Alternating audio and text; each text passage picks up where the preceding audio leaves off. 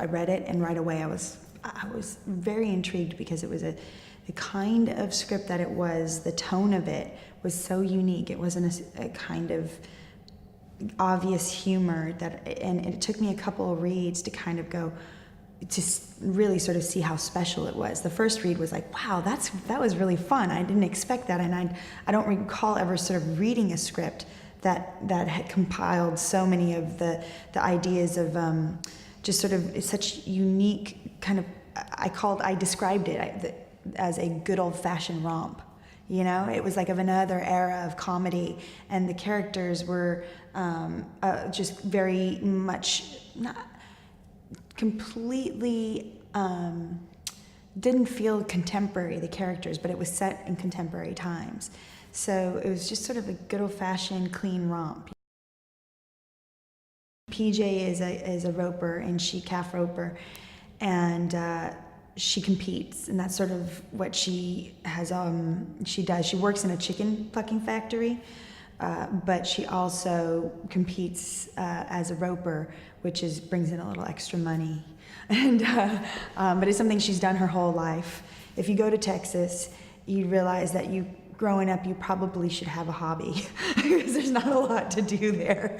In the middle of the day, you're kind of like, it's hot, and what am I gonna do? I'll go out and rope some calves, probably. Sounds pretty good. You build a real relationship with your horse, you know? I wanted to know what it was like to at least throw a lasso, you know? What it would feel like to be up on a horse, swinging a rope, throwing it down on a calf. And so I trained with a girl named Stephanie Sullivan, who's a competitive roper, and she taught me how to throw.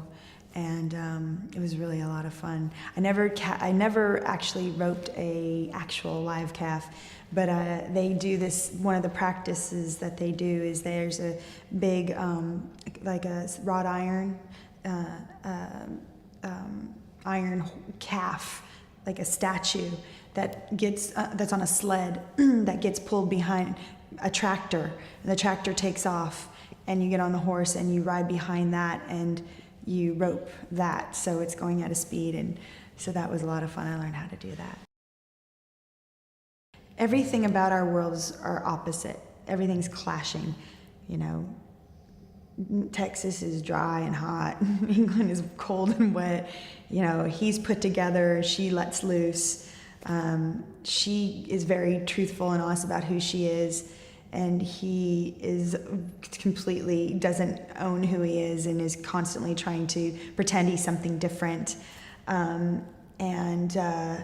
She's in it for a good time, and he's in it for the money, you know? So they're very much, you know, she doesn't have anything to prove. Feels like he has tons to prove. So they're very, very different from one another, but because of their differences, they kind of, you know, the path that they're on together, the experience that they're in together, because of their differences, they end up in the right place, you know, together. It's a very unique relationship. I've loved playing PJ. She's so much fun. She just doesn't have any, you know, there's inhibitions. You know, she's not worried at all about what people think of her. She's wants to embrace every experience. She's an adventurer. She's not in it for the money. The money she doesn't even believe that it's possible that anyone would even believe that this painting, you know, is real. One, she doesn't really understand it. No one would ever pay that much money for anything. So she's along for the ride. She's just in it for the adventures, to get what she can get out of it. She's going to England, she gets to stay in a hotel, she gets to go on a date, she gets all these things that she kind of takes advantage of because they're being offered to her. And none of it is ever really for the money.